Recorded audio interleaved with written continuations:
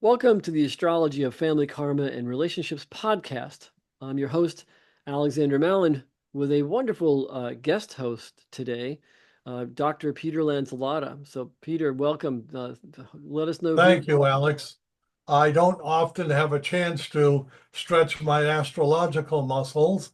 Most of my background has been in theology, spirituality, and now as a interfaith life coach. But I use astrology as one of the most important tools in helping people with self-knowledge and their sense of purpose and meaning in life.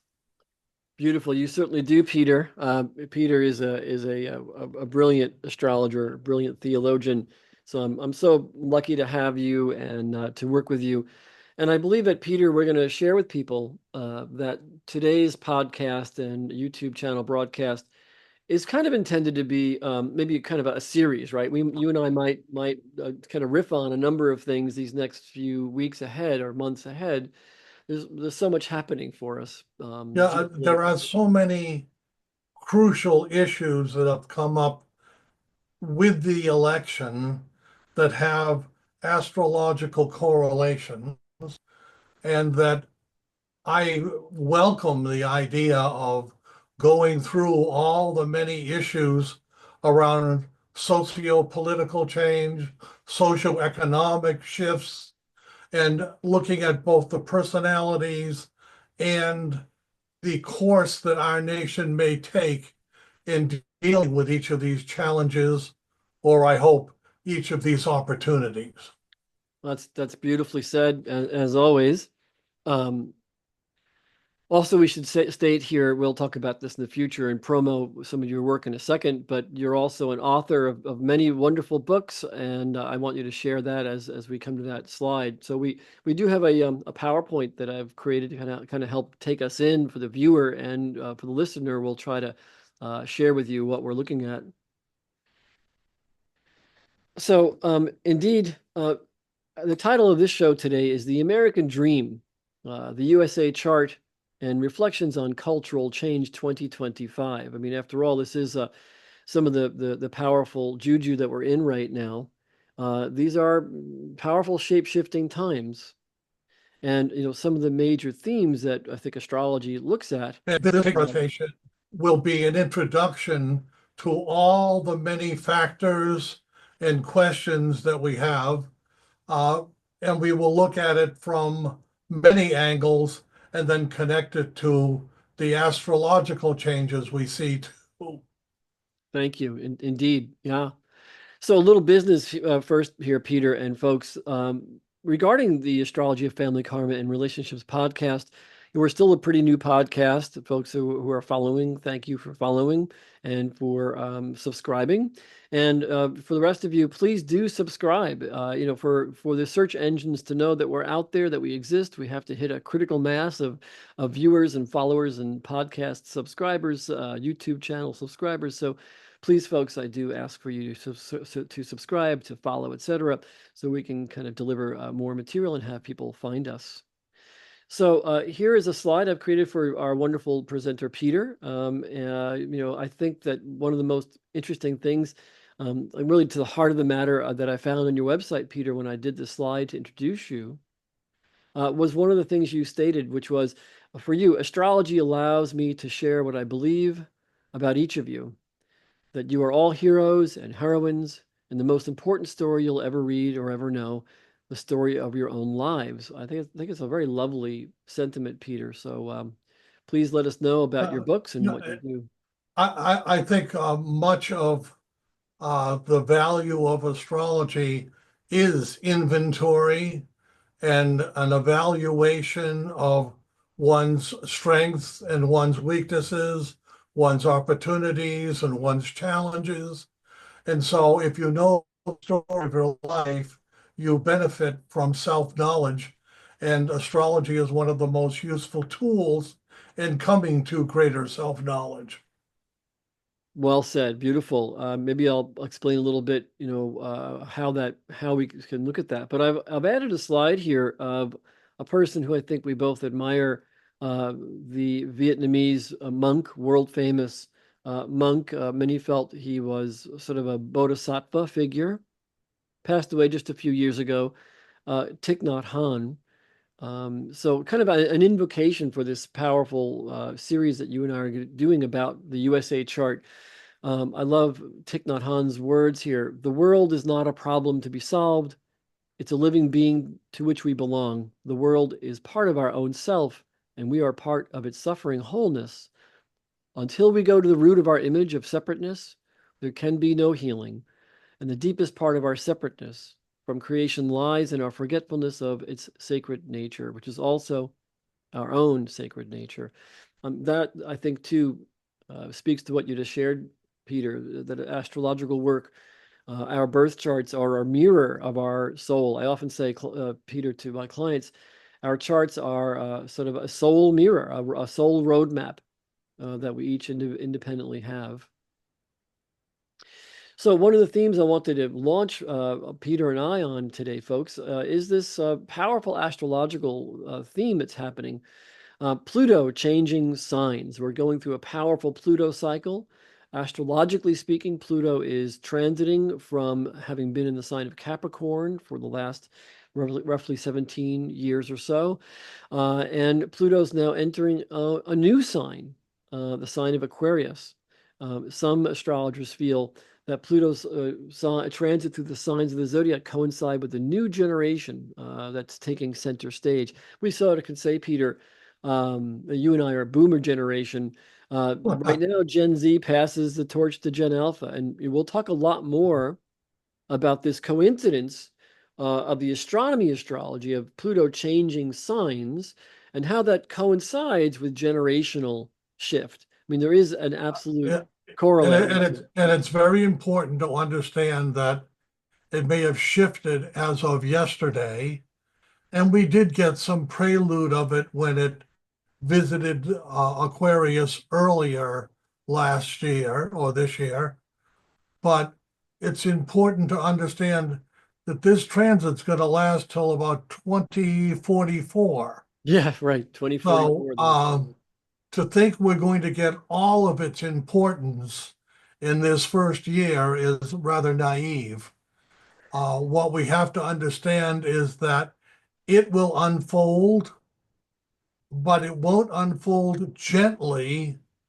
It will have that powerful, uh, convincing energy that we will need to respond to and not just react to. Yeah, indeed, beautifully said. Pluto, we'll talk about what Pluto really is astronomically, astrologically in a second, a little bit more to frame that out. But these Pluto transits, these Pluto's movements coincide. Again, I always tell my clients, Peter, that while, since my background also as a very passionate amateur astronomer, so astronomers rather will say of astrology, how can these cycles do something to us? So the issue of physics is at hand here, perhaps, but I like to look at astrology as being simply signposts, guideposts. I use the analogy, Peter, for my clients. Our birth chart is a roadmap of the soul. If we're driving down the road and we see a curvy road sign, the road sign doesn't make the road curvy. The road sign describes the road ahead. And that's, I think, a good analogy for our birth charts. While there is an energetic element, perhaps, to astrology, it certainly is a coincidence. There is this coincidence of these cycles of nature and how And whether you wish to call it coincidence or synchronicity, synchronicity. Yeah. the idea is the astrology will give you the awareness of yourself and your situation and your surroundings so that you can take that curve in a way that's full of awareness or with greater comprehension that keeps you in a positive direction rather than driving yourself off the road because you didn't pay attention. Yeah, brilliant. So while we will talk a lot more in future episodes, folks, about the Pluto into Aquarius movement that, as you said, Peter, happened just yesterday. We are shooting this program on the 20th of November 2024, just after uh, President-elect Trump has been re-elected in recent weeks, so that's a powerful theme. So here And we in have it. 60 days, and in 60 days, he will be inaugurated. In 60 days, he'll be So inaugurated. in the future, we will probably take up the inauguration chart as well. Indeed. So some of our little graphics here, for those of you who are listening, is a graphic of Pluto, Pluto moving into Aquarius, the sign of Aquarius, the water bearer. Aquarius is not a water sign, for those who study astrology and know that astrology signs are fire, earth, air, water. Aquarius is an air sign. It's intellectual, it's mental.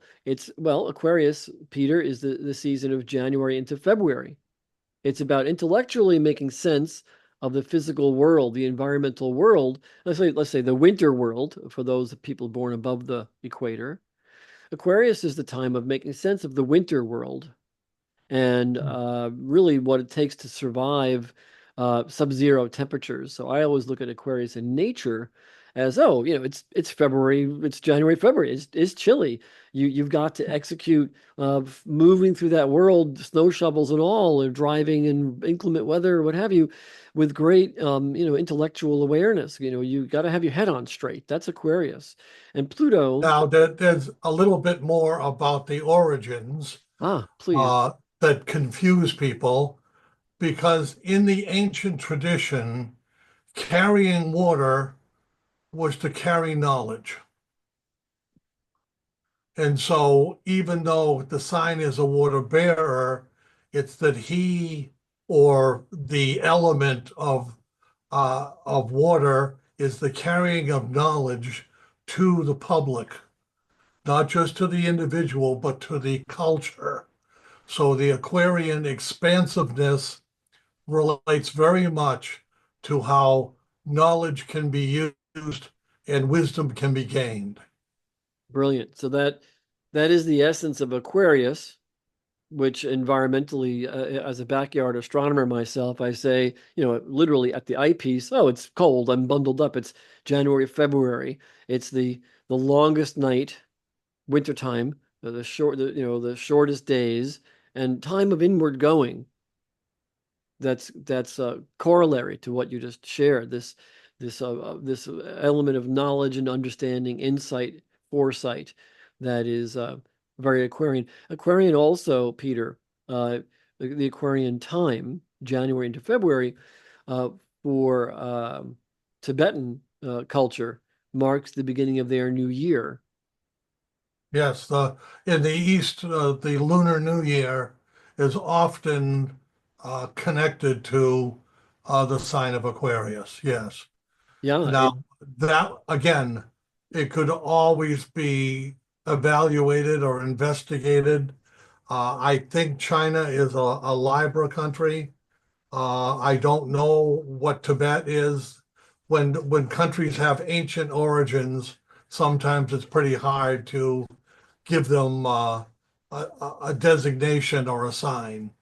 yeah, indeed. That's another reference in the future. We'll discuss world horoscopes and Hmm. how each nation is given an astrological identity in Western astrology, at least. But there's a lot more to it. That sort of falls under astrocartography and relocational astrology and the astrology of nations. Partly, we will touch on that quite a bit today, since we're discussing the astrology of our national chart, the U.S. chart. But before we get to that slide, we'll just touch on this slide briefly, which discusses those Pluto generations, the astrological generations that particularly Pluto's transits coincides with.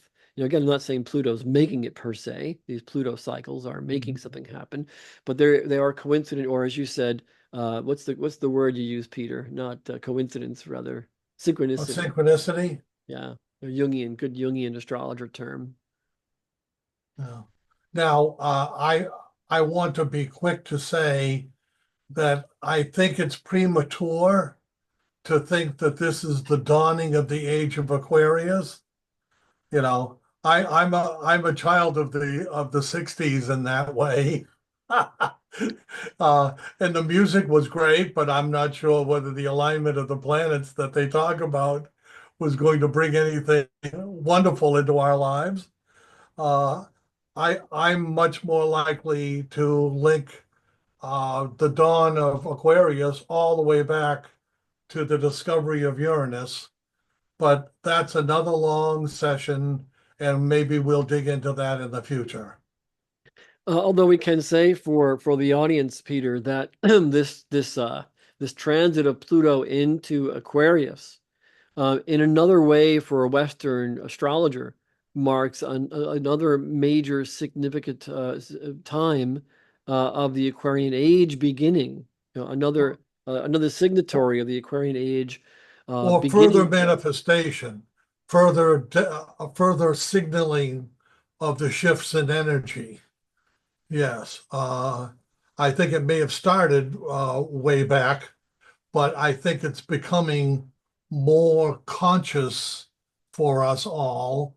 And when something is more conscious, then we have to know more about it and take responsibility for it. Indeed. Two thoughts come to mind, folks. One is that when astronomers discover a planetary body like Pluto in 1930, Pluto was discovered, astronomically called then Planet X, and there was a lottery to name it. And I forget her name now. Gosh, I forget the name of the young gal whose lottery was chosen, but she called this planet X Pluto, the god of the underworld, because it was so far out there, 4 billion miles away from Earth. And so it was described, the name Pluto, by an 11-year-old girl. Um, Hmm. the coincidence here is when a planet is discovered, comes to human consciousness, there is a correlative to the zeitgeist of the time and the meaning of that planet for people. So Pluto, 1930, 1935, 1940, 1945. What was happening in 1930 through 1945 is significantly Plutonian or plutocratic. When Uranus, as you said, Peter, was discovered, when the U.S. chart was born, 1776, in the 1700s, when Uranus was discovered by William Herschel, it was a time of revolution. Many, many nations, French and American revolutions, to really name a couple that were particularly significant. So these astrological ages are not only about planets changing sign, but also their discovery coincident with our sort of awakening self, a sort of a synchronicity with awakening consciousness. And so this Pluto cycle right now, 2024 into 2044, Pluto in Aquarius, they're calling it Generation Beta. After Generation X, Gen Y, Gen Z, Gen Alpha, and the next generation to be born now, Gen Beta. And some astrologers call it an unraveling a period of time. Kind of an interesting couple of ideas. Yeah, again, this is going to be one of the future topics, and we can talk about the influence of Uranus, Neptune, and Pluto on our country. But one caveat, and my very first book, Spirit, Time, and the Future, took into question the use of all of these different calendars, whether it's the Mayan calendar or others, thinking that somehow they were going to be of great influence. When you're dealing with symbolism, you have to also understand that it can be culturally relative. Just like Vedic astrology may not agree with our tropical Western, we have to be aware of time periods and shifts as indications, but not anything that is cut into marble or poured into concrete. Indeed, it's kind of the two elements of astrology. One we have this parascience where we can say on the 19th of November 2024, astrologically, the planet Pluto moved into 0 degrees of Aquarius. There was this astrological event that is just occurred. On the other hand, it's a cycle. It's a long cycle. With Pluto, astronomically, its orbital cycles can be 14, 15-year cycles or 30-year cycles. We'll get into the dynamics of that another time. But these astrological cycles, think of folks for the people who are watching and listening. It's just as simple as, let's say, for a woman, age 12, 13, 15, 20, 25, 30, a moon cycle. That the lady has her monthly moon cycle. It's a moon going around the Earth. That synodic cycle, that moon cycle, it is correlative to menses for women. All astrological phases are cycles of nature. It's an important. So what you're addressing, Peter, is this long cycle, this long indicator of Pluto and Uranus and Neptune. So here we have another slide, Peter, that I think is really a powerful thing for our audience and viewers. And it talks about these planets. We'll get into it a lot more deeply, folks, in other programs. But the planets Uranus, Neptune, and Pluto are really going through significant changes in 2024 into 25. We can almost say it's almost as the calendrical year ends and the new one opens, right, Peter? That all three of these planets are changing signs. In and of itself, Yes. for an astrologer, these Uranian cycles, these 84-year orbit, 84-year cycles of Uranus, 165-year cycles of Neptune, and 248-year cycle of Pluto. These three long, slow-moving cycle indicators are all changing signs astrologically 2024 into 25. That's a really significant theme. And they're also changing in the sense of archetypes or energies from feminine energies to masculine energies. They'll be moving into air and fire signs, and because they've had long journeys in earth and water signs. So we are yet to fully understand the impact of that shift, but it clearly is going to look at what kinds of energies will be expressed and generated. So can you tell, Peter, can you share with our audience, when you say the planet Uranus, the planet Neptune, the planet Pluto are shifting from earth and water signs into air and fire signs, what that means to a lay person? Obviously, we have people watching and listening who are, pretty well adept astrologers who know what that means. But for those who don't fully grok that, I'm gonna use the word grok. You get it, right, Peter? Yes, Yep. Stranger in a Strange Land, or whatever that word, Yeah, that great novel was. it's a nice 60s term, right? Grok. And what does Mhm. grok refer to? It means to fully get something, to deeply comprehend. Yeah, and I don't want to say that anyone fully or completely knows. We would have to go back historically to when Uranus was uh, all before in Gemini, because that's where it will be moving. And we would have to go back historically when Neptune was in Aries. And we can do that in future shows. Well, But the main thing is understanding that there will be a shift to a more active expression of the energies, which is more masculine versus the more intuitive and subtle that was the feminine. so in short, when planets are in a feminine sign, that is a water or earth sign, we can say astrologically, the sign of Aries, masculine, the sign of Taurus, feminine, the sign, earth sign, Taurus, the sign of Gemini, air sign, masculine, the sign of Cancer, water sign, feminine.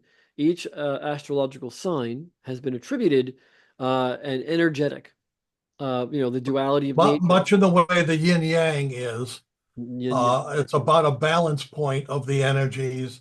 It isn't necessarily societal what a male or a female does. Yeah, it's a better way maybe would be night and day. Yeah. You know, Yeah. the Light human and dark, night and day, yeah, the the human experience. dualities. Yeah, the duality of nature, winter versus summer, the dawn versus the sunset. And then astrology is all about looking at these cycles of nature. That's what astrology is. So that these three major 84-year orbit, 165-year orbit for Neptune, 248-year orbit for Pluto. These three planets, Uranus, Neptune, and Pluto, are changing signs astrologically, super potent, and it's really, for many astrologers, indicating the positive Aquarian age, moving into an age of unification and sort of psychic, emotional, spiritual alignment. That's for a lot of astrologers how they look at it. But we just had a fellow astrologer, Peter, pass away this past week. The famed astrologer Michael Lutin. Michael Lutin, who was quite funny. He was a funny character, hilarious, Mhm. quite the jester, and quite brilliant. So those of you who know Michael, one of the things that Michael shared with me decades ago was that when a planet ingresses into a new sign from one sign to another, as Uranus is doing in 2025, as Neptune is doing in 2025, as Pluto is doing right now, almost entering 2025, when a planet ingresses, there is a shift where the old guard holds on, or the old way or the old pattern or habituation, we tend to hold on as there is a deeper shift happening, collective shift. So while there's forward going, I think we can say like AI is right now, it's been percolating for a while, AI, but AI is kind of starting to come of age now. There's a massive shift that is alternate consciousness, AI. Yeah. Uh, The that's 29th degree of Capricorn holds on for dear life the way the sea goat hangs on to the rocky ledge.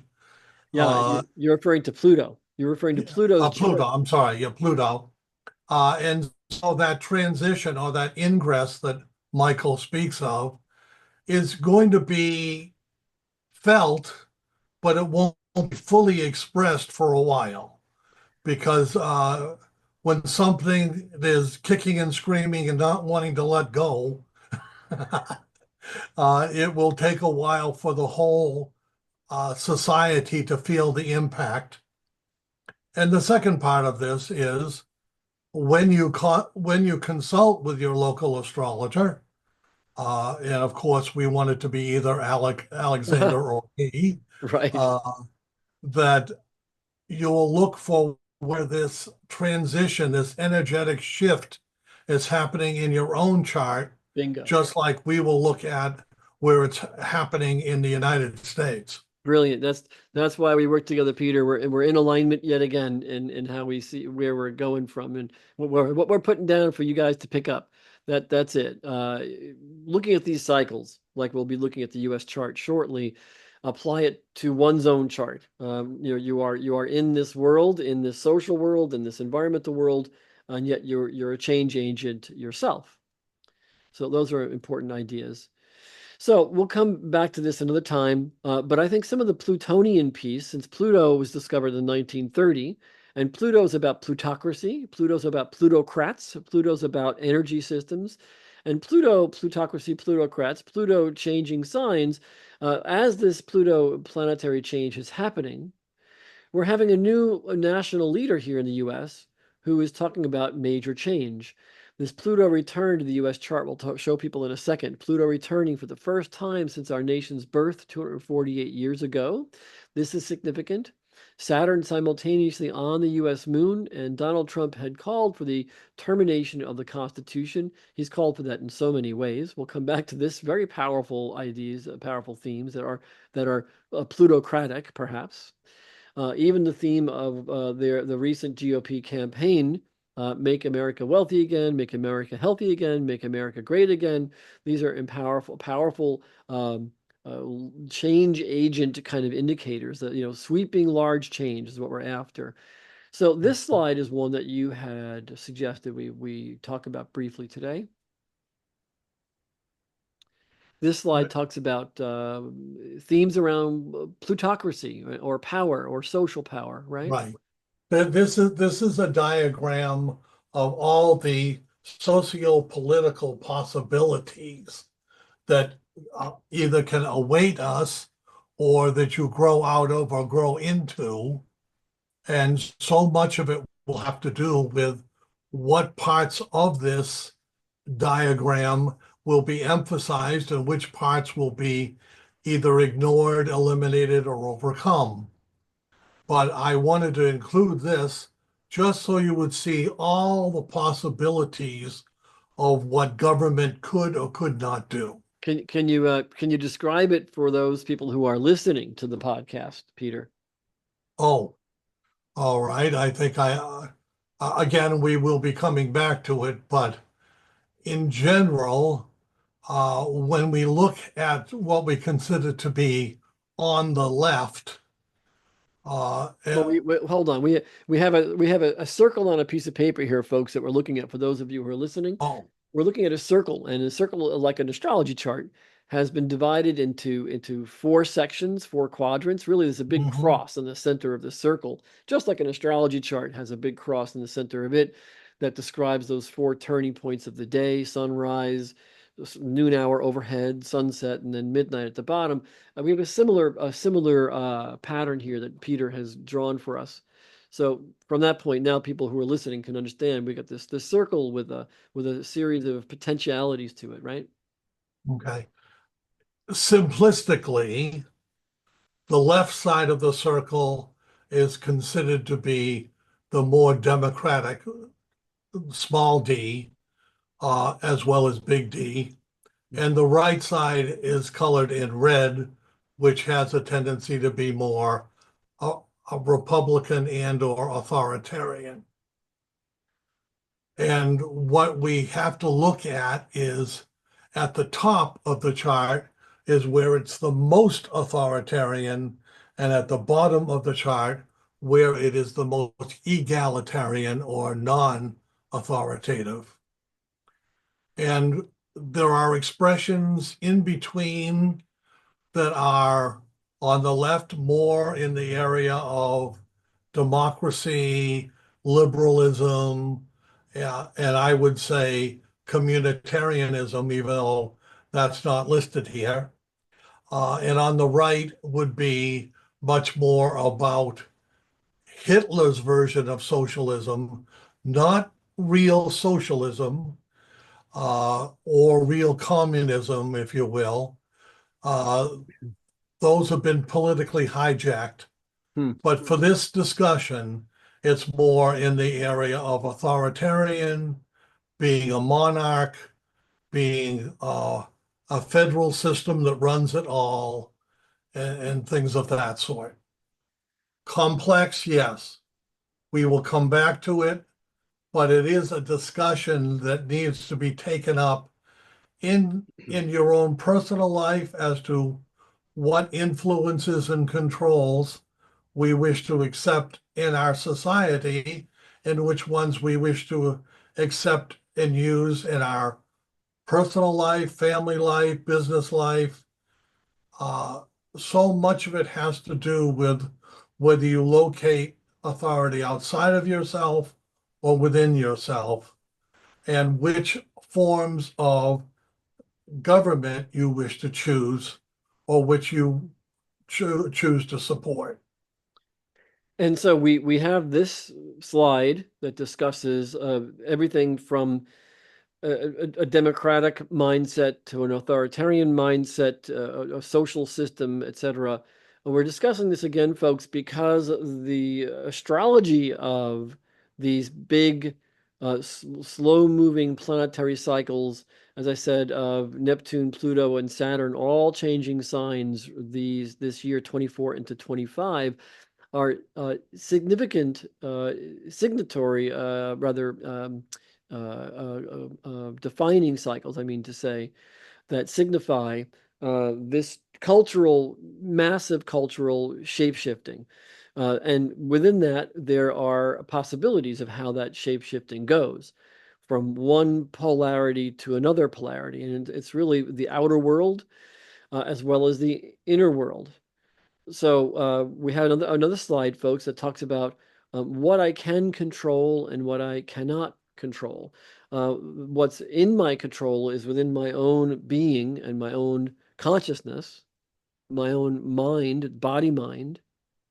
And what's out of my personal control, the past, the future, actions of others, opinions of others, what happens around me, what other people think, the outcome of my efforts, how others take care of themselves. Right. So there's again a theme of inner and outer. And after all, isn't astrology, Peter, isn't astrology an art form that describes uh, astronomical, literal environmental cycles, cycles of nature, winter, spring, summer, fall, etc. But that chart also describes where we are plugged into that system. Yeah. And astrology in its wisdom separates out personal planets, social planets, and transpersonal planets. And the personal ones are within our control, per se. The other ones have to do with the society that we live in and build and accept. And then the three that we talk about the most with change are ones that affect consciousness on a global level. And our job is to respond to those energies, knowing that we can't necessarily control them, but we can be aware of their influence, effect, and the consequences of that energy in our lives. Yeah, that's why I introduced this slide of Thich Nhat Hanh, this idea of how am I a change agent? How am I a connector? How am I connected to my inner self? What does that mean to me? What does that mean to us globally? And that is really the essence of this Uranus, Neptune, Pluto cycle, these major global cycle changes that are happening around us, to us, and within us. So this slide, folks, talks about the movement of context and understanding from information, experience to knowledge and eventually wisdom. Can Right. you? This, when I was first a therapist before I went into the ministry, uh, I studied Carl Rogers, among others. And one of the most compelling things he spoke to me about was how people will resist knowledge. And the reason why they will resist knowledge because they don't want to be responsible for it. And in this diagram, we look at what are the different levels of awareness that we can have. We just accept data, which could just simply be opinions, or we can accept information, which at least has been studied and cataloged and looked at. Then knowledge is what we consider to be more trustworthy because it has been examined. And then we make a big shift to wisdom, which is how we've internalized the truth or the values and the virtues that we've discovered to be true for ourselves. And a lot of people don't want to do that work. They don't want to learn things. And so they will go back to what is comfortable, even if it's negative and dysfunctional. There is some kind of perverse comfort in just going along with that which isn't threatening or that is the status quo. And this pertains to our discussion, folks, regarding the changes with the United States chart, the changes that we see environmentally, globally, socially, globally, the zeitgeist, the social change, the astrology of Uranus, Neptune, Pluto, all three of those major astrological planets that describe social change, environmental change, societal change, the consciousness, global consciousness change. Right. Those are the And, big and, planets of our and discussion one today. of those indications are how countries in Europe, as well as here, have moved more to the right or to the conservative side because they're overwhelmed by the amount of data and information that's coming to them. And one of the theories that I would accept is that many people in our society are still very tribal, very familial, very connected to a smaller source of information and have been overwhelmed by technology. And so they take a step back from anything that's new or challenging because they want to feel more secure in our world. That's brilliant. Thank you, Peter. A brilliant assessment. I agree wholeheartedly. I oftentimes share with my clients, I think that we are on a trajectory where I'm holding up my cell phone here, folks, for the people to see, where technologically we are, ramping up super fast, but our spiritual, emotional maturation, essentially our coming to a point of wisdom, is lagging. Our humanism doesn't process things in a gigabyte amount of time. So I have some charts here, Peter. The chart of the United States. Yeah, Uh, we'll just go from the heavy to the heaviest. no, yeah, yeah, yeah.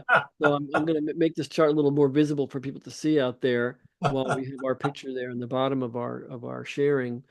So we have two charts of the United States. Of course, we all know most of us use the July 4th, 1776 chart as the birth day of the United States. And that chart has really two charts that are primarily used. And there's a controversy still, isn't there, Peter, as to really what chart describes the beginning of our nation, the signing of the document on July 4th, 1776, and even what time of day that occurred. So we have one chart called the Sibley chart, or Ebenezer Sibley, the Sibley chart. Ebenezer Sibley, a physician astrologer, astrologer from Great Britain, I believe, who determined through his research that the signing took place collectively July 4th, 1776, 5:10 p.m. in Philadelphia. Another chart that we're going to use is called the Evangeline Adams chart, ascribed to American astrologer Evangeline Adams, whose story is terribly interesting, actually, at the turn of the century in Manhattan, New York. She uses a July 4th, 1776 chart at 2:13 in the morning, early morning. So we've got, almost 12 hours difference, early morning versus evening. That's what we're dealing with. Was the document signed collectively after a lot of effort and a lot of struggle in the middle of the night at 2:13 in the morning, or at 5:10 p.m. Most astrologers in America these days are using the 5:10 p.m. I use the 5:10 p.m. Peter uses the 2:13 a.m. chart, and we're going to kind of riff about that a little bit. There are a couple of key themes Well, about we'll riff about it, but it's one of those things that could take at least a year of discussion. Now we're going to have a bunch of shows here. We're going to start doing the astrology part, really in earnest today at this point. But there's a lot to cover, like layers of the onion is the analogy I always use for all humans, layers of the onion. So Peter, I think for these charts, I've used some arrows here, folks, to highlight key Mhm. indications about both the Sibley chart, which is the 5:10 p.m., the afternoon birth time, July 4th, 1776, Mhm. the afternoon chart. Again, if the chart showed a noon hour, that sun would be on the top part of the chart overhead, noon hour. But no, here's the sun getting ready to set over the western horizon in about 2 hours after the signing took place. If we say 5:10 p.m. in July, the sun takes a couple of hours before it sets, obviously. It's more like 7 o'clock, 7:30, 8 o'clock sunset. So that sun is in the western sky, which implies something I think very important. I won't dig into it too deeply, but where the sun is placed in a person's birth chart, Peter, what house it's placed in, Yeah. signifies where the light shines. Isn't that kind of an astrology 101 concept? Hmm. Yeah. In fact, when I look at that, that looks awfully early for 5:10. I would put Hope you froze for a second there. 5:10 closer to this. Uh, you know, and the way that I would interpret this is I would put the sun in the eighth house. Well, So I think there's a lot to, yeah, astrologers to me, Peter, we are very we get caught up in the astrology wheel, folks, where we yeah, want to take it we do. as science. And astrology is not a perfect science. It is not water boils No, no, 212 Fahrenheit sea level. This is not science. This is a parascience. This is taking right. It's more intuitive and symbolic, and it's a great mistake for us to equate it with hard science.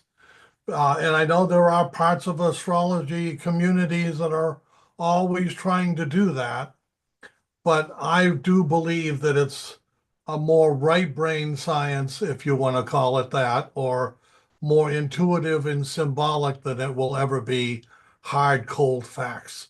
Although the one thing we want to say conversely, Peter, is that what an astrology chart is, a day, month, year of birth, a time of birth, and a longitude, latitude of birth, in this case, the US chart, it is literally a map, an astronomically accurate map of the sky, what one can see and what one is, the earth one's standing on, and what one cannot see below that earth one is standing on. So the upper half of a chart is what is visible.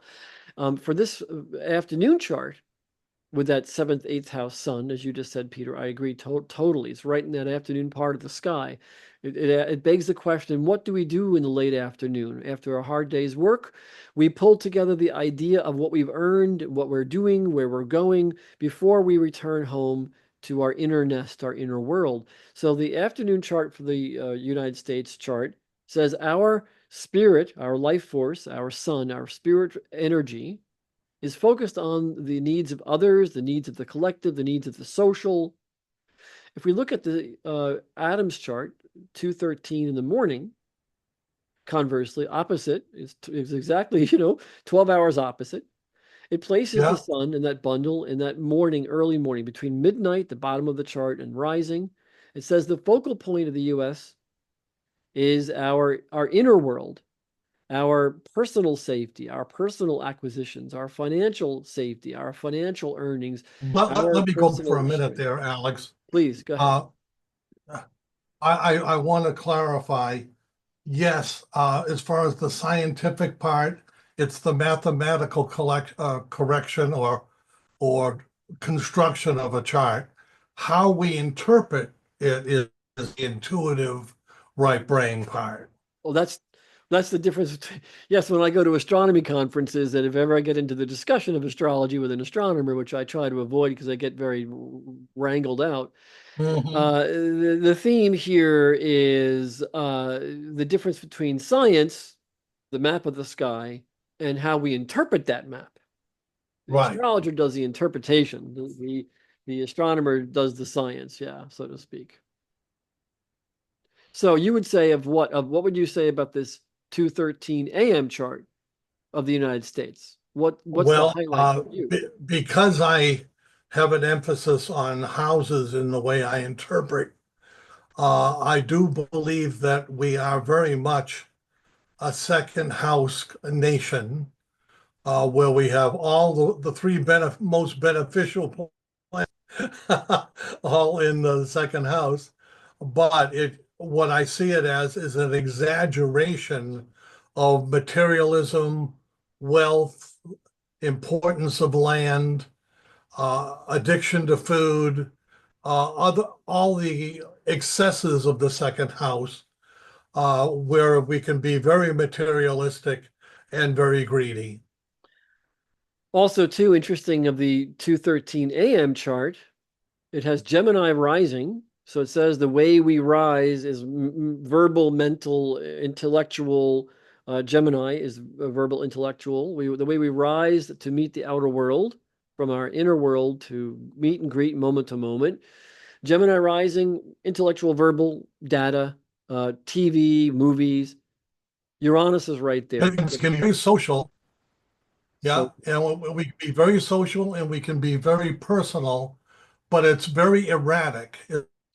with Uranus there, the Uranus is the planet of It's just not revolution. something very much about changing and transformation.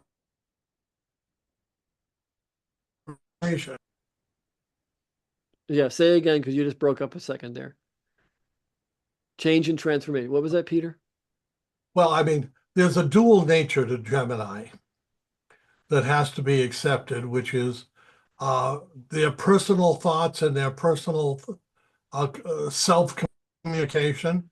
And then there is this desire to be curious and learn and discover ideas in the world. The Uranus part is that it is both erratic, stable, and yet electric and transformative. And it says that our identity is about Yeah, revolution. Our yeah, personal ascendant, the identity, one's identity, your ascendant, my ascendant, the ascendant in this case of the U.S. is Gemini. The ascendant symbolizes one's identification of self in the outer world, how we step into the outer world. And and Uranus says how we we identify with the written word, Gemini. brilliant. And that we identify with Uranus and Mars. We identify with martial, like guns, Hmm. gun ownership, and we Yeah, identify with Uranus, revolution. Uranus was discovered in the yeah. 1700s, the planet of Like it or not, revolution. we were birthed in a violent way, and we are among the warmongers of the world. That's right. So the US chart at 2:13 a.m. has that theme of martial and Uranian revolutionary as really key and central to our chart. Yes. The Sibley chart, that 5:10 p.m. chart, places Uranus here in the area of the other. It says that our interactions with others are super highlighted. Our partnering with others is super highlighted. And notice that they're exactly 180, Uranus Yeah. rising from Uranus Yeah. setting. So Uranus and Mars here setting says our focus as a nation is on interaction, not on the self per se, but on interaction. You could say we are a melting pot of the many, right? That's the idea of our nation. In either case, what makes it confounding for astrologers is when you have a 180 flip, the charts are the same chart, that's different sides of the same coin. It's a little difficult thing to describe astrologically, mathematically, but that's the case. But this is important here, that this United States chart, the Sibley chart, has Neptune at the top of the chart. Neptune was discovered in 1843 thereabouts. Neptune was the planet Hmm. coincident to the discovery of film and film emulsion and wireless technologies. And Neptune's all about technology. So Neptune at the top of the career angle of the U.S. chart describes Neptune themes of communication. Look, how does the United States understood in the world at large? Oh, Hollywood, film, Hollywood. It's real but not real. It looks real, but it's not. That's Neptunian. The outer world experiences our Neptunian issues of what is real and what is not real and what is ideologically real and not real. For that 5:10 chart, it's very, very powerfully placed. In the 2:10 a.m. chart, Neptune is not powerfully placed. So each of these charts speak to a different Well, theme. yeah, and obviously that's going to be one of the honest differences that we have in our interpretations. Not that either one is right or wrong, but they each have a potential for credibility and understanding. Yeah, we're saying we have the same day, folks, July 4th, 1776. We're just describing what is the outer world experiencing primarily of us. The Evangeline Adams 2:13 chart has the moon at the top of the chart and the career angle, the social angle, moon and Pluto. It says the outer world experiences us as a nation of the people, moon and Aquarius, And also immigration, right? immigration, immigrants, a nation of immigrants, moon Pluto. Pluto, think of Pluto's discovery, 1930s. What was the 1930s about? Plutonium and Hmm. plutocrats and domination. Our nation was Yeah, and born. the National Depression that we had to work our way out of. And one of the ways we worked our way out of it is by changing the national character.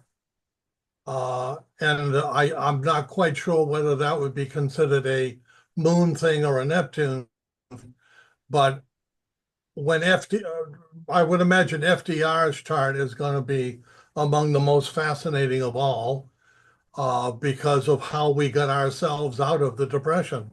Oh, well, we'll discuss that in the future, won't we? Certainly, particularly as FDR held a number of terms, which is another theme that's back upon us again right now, purportedly with the Trump terms upon us. So I want to come to this these highlighted arrows that I put here to kind of help us as cheat sheet indicators.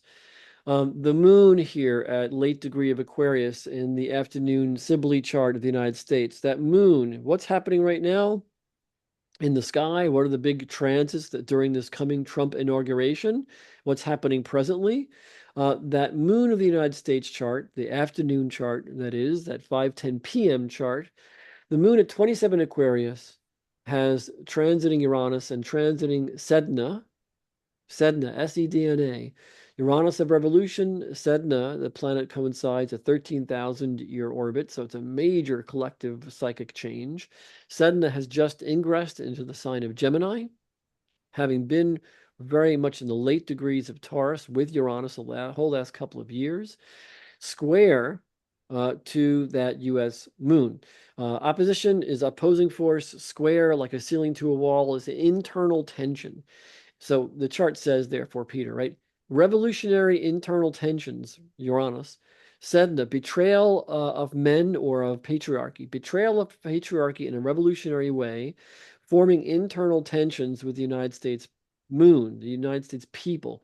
In a nation's chart, folks, the moon symbolizes the people of the nation, like the personal participants. And so the moon in Aquarius says our nation is a nation of intellectual air sign Aquarius, of rebellious or independent thinkers, of survival oriented people. Whether you have the afternoon chart for the U.S., a 27-degree Aquarius moon, or the 2:13 a.m. chart, that's an 18-degree Aquarius moon. The U.S. has an Aquarius moon, no matter how you slice it. And by the way, the U.S. is a Capricorn, a Cancerian nation, July 4th. So our nation is ruled by the sun in Cancer, and the planet that rules Cancer is the moon. So the moon's placement for the U.S. chart is very significant. For every Cancerian person, the moon's placement in a Cancer person's chart is especially significant in describing the nature, the driving psyche of that person. So Cancer U.S. chart says we are of the family. That's our energy spirit. And Moon in Aquarius says we are of the family, but in a very independent way. Lastly, Peter, I'll just tell the viewers and listeners, we are born as a nation July 4th, 1776, just a few days after the full moon. So the moon's on one side of the chart and the sun's on the opposite side of the chart. That's a very key thing. Sun on one side of the chart, moon on the other. And so it says there is like a seesaw, the sun on one side, the moon on the other, hopefully objectification, hopefully objective awareness.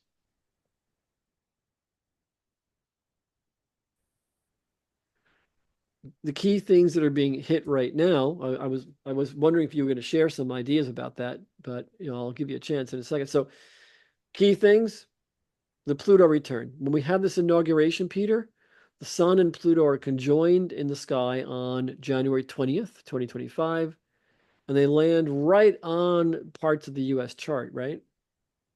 Yes, I believe so.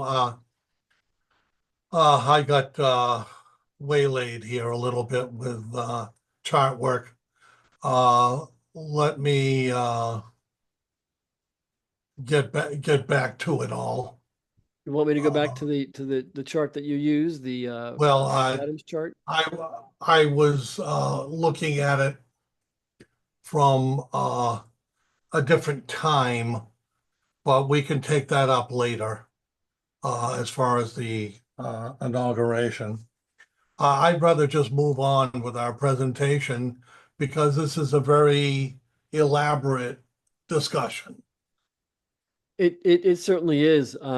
But I wanted to look at, if we can, um, the general cycles that we're under right now as a nation, namely this Pluto cycle. So we have a Pluto return to where the Pluto was in our birth chart. That's the first time we've had that as a nation since Pluto's orbit is 248 years. This inauguration chart is super highlighting that Pluto Yeah. cycle that we've been having. We have also that Neptune cycle we talked about.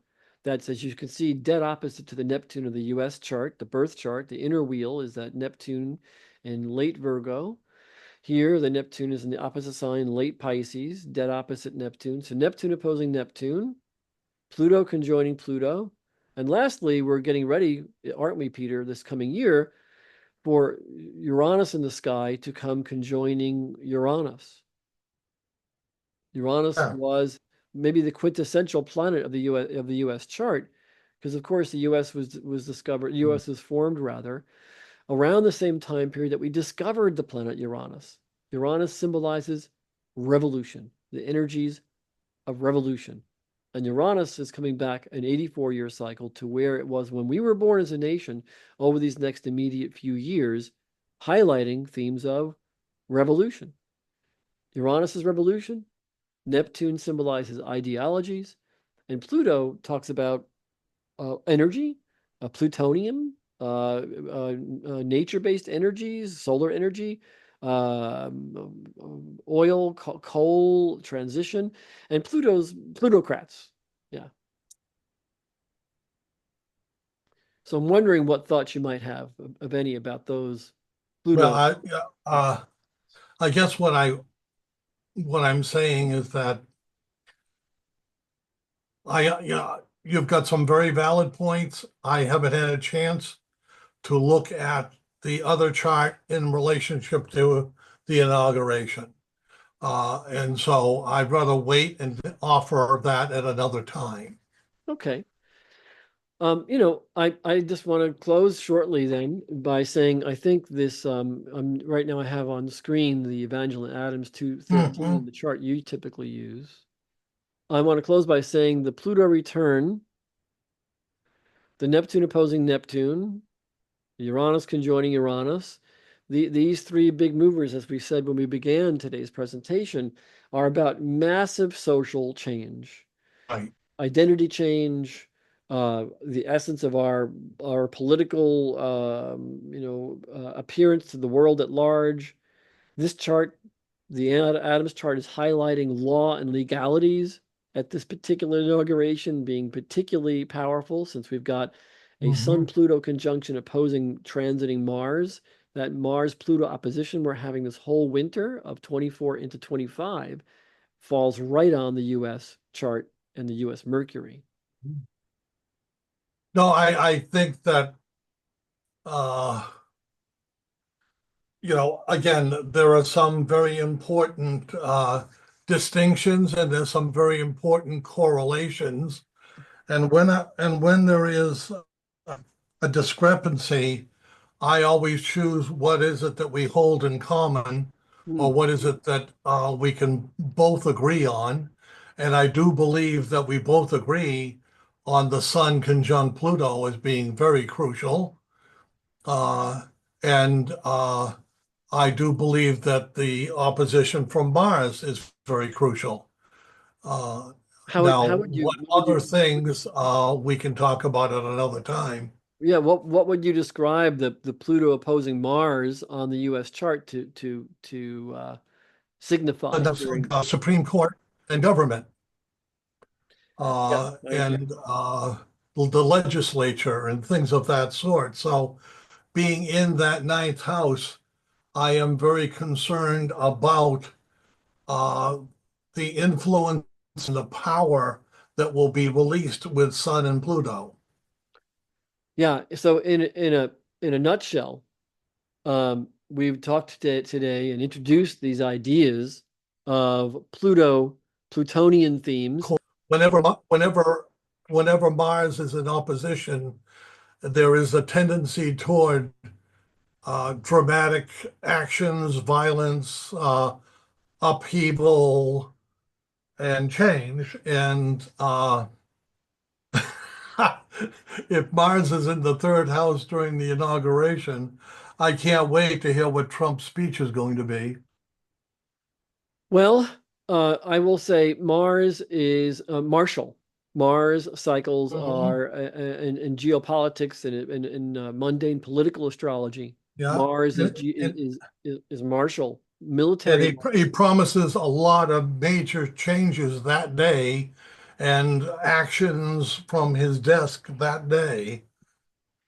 Indeed, and that Mars retrograde that we're having beginning right around Thanksgiving 2024, Yeah. it's just as we enter December by all means. But again, astrology is about cycles. Yeah, there's an exact, by the degree and what have you Hmm. day, but I look at sweeping cycles, particularly with slow-moving cycle planets Pluto and Neptune and Uranus. These are major cycles that Mars that's retrograde in the sky this winter time, retrograde meaning it's close to the Earth and it's in its yearly approach. Yeah. So Mars is brighter in the sky in the evening nighttime sky. Mars is literally putting on a show astronomically, and it's deeply powerfully involved in this inauguration date, opposing Pluto in the sky and right on the U.S. Pluto with the sun there. So there's a big alignment, folks, in the chart, the inauguration 2025 chart against the US birth chart that says Pluto, plutonium, Mars, explosive plutonium. There's metaphoric and hopefully not literal explosive plutonium themes.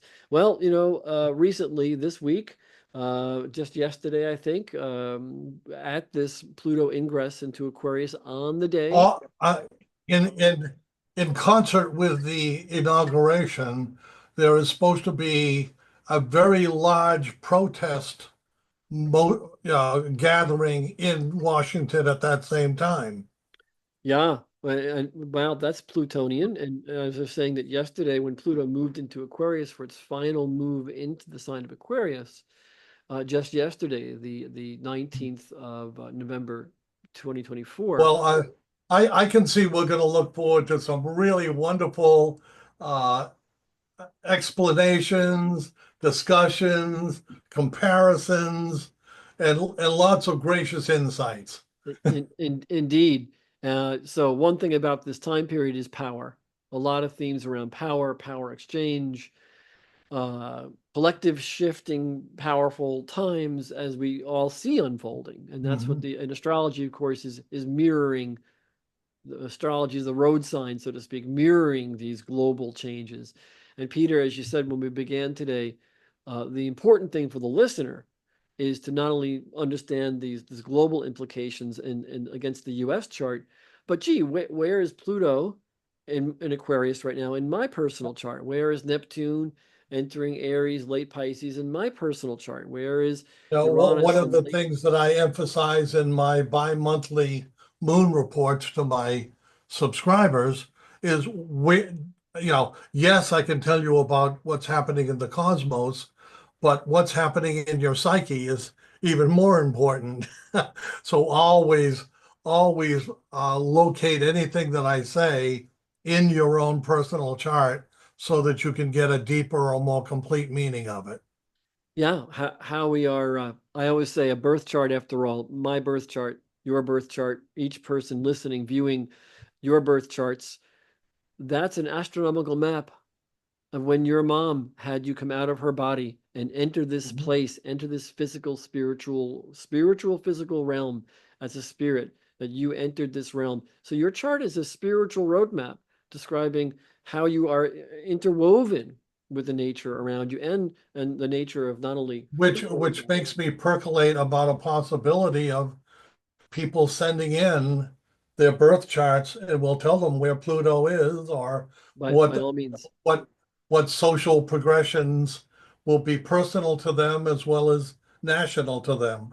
Well, so you're invited, folks. We'll try to make sure that we post Peter's contact information and contact data and mine as well, so you perhaps can reach out to us. There is room for connections and comments, of course, on Spotify, on Apple, and on YouTube channel particularly. I believe there's room for comments, so feel free to comment there.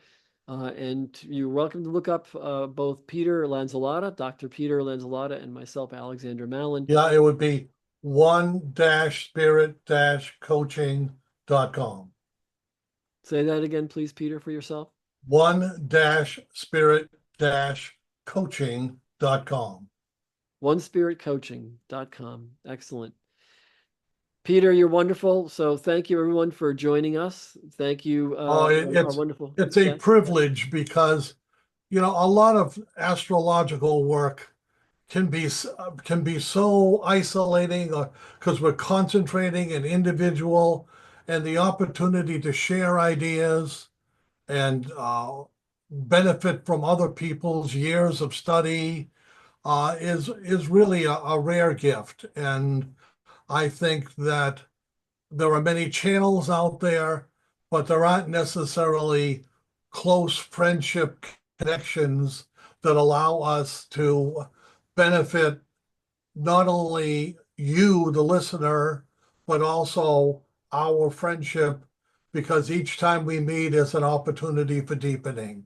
That's so true, and that's after all, in the bottom line, that's what astrology is about. Here we all are, all the signs of the zodiac, all of us together, all really essentially, and more than ever, I think, Peter, really the idea of being brothers and sisters all, boy, that applies to the Aquarian age. Brothers and sisters all, we're all just a click away from connection. Yeah, and which then ties back to our original, the sacred nature that Thich Nhat Hanh talks about, Uh, is that humanity is one and we're all in it together. Right on. And that is maybe the essence of the Aquarian age. All Thank right. everyone for listening, for Blessings. watching. Blessings to everyone. We'll see you again soon. Thank you. Take care.